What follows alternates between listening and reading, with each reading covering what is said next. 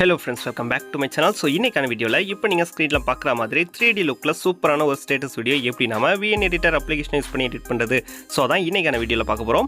இந்த வீடியோவை ஸ்கிப் பண்ணாம ஃபுல்லா பாருங்க. ஃபர்ஸ்ட் VN ஆப் ஓபன் பண்ணி கீழ இருக்கிற ப்ளஸ் ஐகானை செலக்ட் பண்ணி நியூ ப்ராஜெக்ட் ஓபன் பண்ணி சேவ் அப்படின்றத ஓபன் பண்ணீங்க அப்படினா கேலரி ஓபன் ஆயிடும். இதுல போட்டோ அப்படின்ற செக்ஷன் செலக்ட் பண்ணி நீங்க பேக்ரவுண்ட்ல வைக்க வேண்டிய போட்டோவை செலக்ட் பண்ண போறீங்க. இப்போ நான் எக்ஸாம்பிளுக்காக ஒரு இமேஜ் வந்து செலக்ட் பண்ணிக்கிறேன். செலக்ட் பண்ணதுக்கு அப்புறமா இப்போ இதுல சில செட்டிங்ஸ் சேஞ்சஸ் பண்ண போறோம். சோ அதுக்காக கீழ இருக்கக்கூடிய ஆப்ஷன்ல blur அப்படினு ஒரு டூல் இருக்கும். இத ஓபன் பண்ணிக்கோங்க.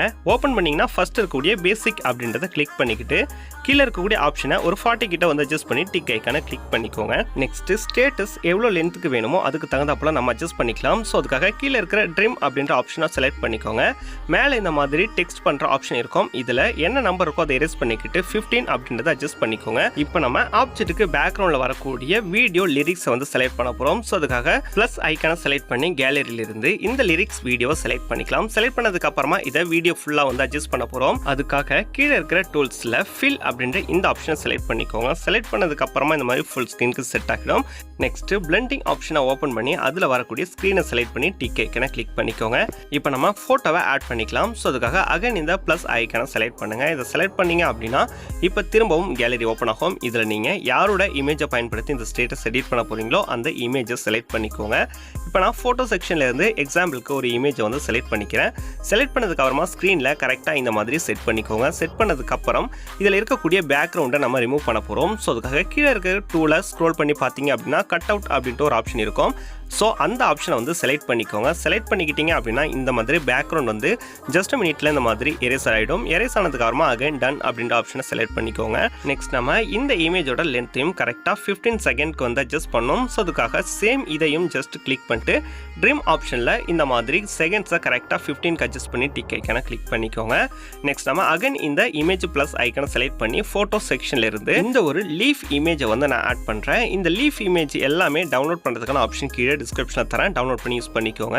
சோ இந்த மாதிரி டாப்ல நீங்க செட் பண்ணதுக்கு அப்புறமா கீழ இருக்கிற பிளெண்டிங்கை ஓபன் பண்ணி ஸ்கிரீன் அப்படின்றத கிளிக் பண்ணிக்கோங்க. இப்போ இந்த லீஃப் வந்து பேக்ரவுண்ட் எல்லாமே ரிமூவ் ஆகிடும்.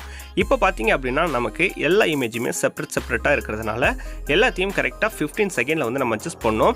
இந்த லீஃப்க்குமே சேம் இந்த 15 செகண்ட வந்து அட்ஜஸ்ட் பண்ணி டிக் ஐகானை கிளிக் பண்ணிக்கிறேன்.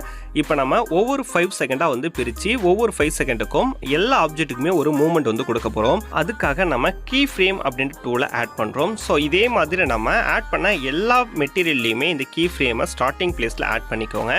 நெக்ஸ்ட் இந்த மாதிரி கரெக்டா 5 செகண்டுக்கு அட்ஜஸ்ட் பண்ணுங்க. அட்ஜஸ்ட் பண்ணிக்கிட்டு அகைன் நம்ம கீ ஃப்ரேமை எல்லாத்துக்குமே வந்து ஆட் பண்ணோம். இந்த மாதிரி ஒவ்வொரு ட்ராக்கா செலக்ட் பண்ணிக்கிட்டு எல்லாத்துக்கும் கீ ஃப்ரேமை வந்து ஜஸ்ட் இந்த மாதிரி செலக்ட் பண்ணிக்கோங்க. இப்போ இந்த கீ ஃப்ரேமை அப்படியே அட்ஜஸ்ட் பண்ணலாம். இப்போ பேக்ரவுண்டோட கீ ஃப்ரேமை ஆட் பண்ணதை நம்ம அப்படியே ஜஸ்ட் இந்த மாதிரி ஜூம் பண்ணோம் அப்படின்னா லைட்டா இந்த மாதிரி ஜூம் ஆகும். நெக்ஸ்ட் இருக்கக்கூடியதையும் அதே மாதிரி சேம் நம்ம இன்னும் கொஞ்சம் லிரிக்ஸ் வீடியோவும் நான் இந்த மாதிரி ஜூம் பண்ணிக்கிறேன். நெக்ஸ்ட் நம்மளோட போட்டோவையும் இதே மாதிரி அட்ஜஸ்ட் பண்ணிக்கலாம். நெக்ஸ்ட் அதுக்கு மேல வச்சிருக்கிற அந்த லீஃப் இமேஜையும் நம்ம கொஞ்சமா ஜூம் பண்ணிக்கலாம்.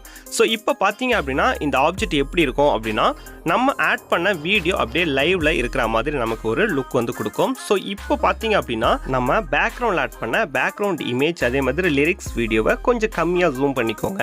அதே மாதிரி நம்ம போட்டோவும் அதே மாதிரி மேல இருக்கிற லீஃபும் கொஞ்சம் அதிகமாவே ஜூம் பண்ணிக்கோங்க. அப்பதான் நமக்கு நேச்சுரலான ஒரு 3D லுக் வந்து கிடைக்கும். நெக்ஸ்ட் நம்ம அடுத்த 5 செகண்ட்ல அகைன் இதே மாதிரி கீ ஃப்ரேமை வந்து ஆட் பண்ண போறோம். கரெக்டா பாத்தீங்க அப்படின்னா நான் 10வது செகண்ட்ல இந்த மாதிரி எல்லாத்துக்கும் கீ ஃப்ரேம் ஆட் பண்ணி ஜூம் அவுட் வந்து பண்றேன். இப்போ நம்ம ஆல்ரெடி வந்து ஜூம் பண்ணியிருந்தோம். இப்போ அப்படியே ஜூம் அவுட் பண்ண போறோம். ஸோ இதே மாதிரி மாறி மாறி ஒவ்வொரு 5 செகண்டுக்கும் ஜூம் இன் ஜூம் அவுட் அந்த மாதிரி மாற்றி செய்ய போறோம். இப்போ பாத்தீங்க அப்படின்னா நான் ஒவ்வொரு ட்ராக்குமே ஜூம் அவுட் பண்ணி திரும்ப நார்மலான பொசிஷன்ல இருக்கிற மாதிரி நான் வந்து அட்ஜஸ்ட் பண்ணிக்கிறேன். இதே மாதிரி நீங்க எல்லாமே அட்ஜஸ்ட் பண்ணதுக்கு அப்புறமா ஃபைனலா 15 செகண்ட்ல வந்து வச்சுக்கிட்டு அகைன் நம்ம கீ ஃப்ரேம் ஆட் பண்ணி ஜூம் அவுட் வந்து கொடுக்க போறோம். ஸோ இப்போ பார்த்தீங்க அப்படின்னா நான் இந்த மாதிரி 10வது செகண்ட்ல எல்லாமே கம்ப்ளீட் பண்ணிட்டேன். அப்படியே இதை வந்து விட்டுட்டு நம்ம ஃபைனலா வீடியோட எண்டிங்லையும் கீ ஃப்ரேம் ஆட் பண்ணி கம்ப்ளீட் பண்ணிக்கலாம். இப்போ இந்த மாதிரி லாஸ்ட்ல மூவ் பண்ணி பார்த்தீங்க அப்படின்னா எக்ஸ்ட்ரா இந்த மாதிரி இருக்கக்கூடிய ஒரு ஆப்ஜெக்ட்டை வந்து நீங்க ஜஸ்ட் இந்த மாதிரி செலக்ட் பண்ணி டெலீட் பண்ணிடுங்க. டெலீட் பண்ணதுக்கு அப்புறமா ஃபைனலா இதே மாதிரி சேம் கீ ஃப்ரேமை வந்து ஒவ்வொரு ட்ராக்லையும் அட்ஜஸ்ட் பண்ணிக்கோங்க. அட்ஜஸ்ட் பண்ணதுக்கு அப்புறமா சேம் இதை நம்ம ஜூம் இன் அகைன் பண்ண போறோம்.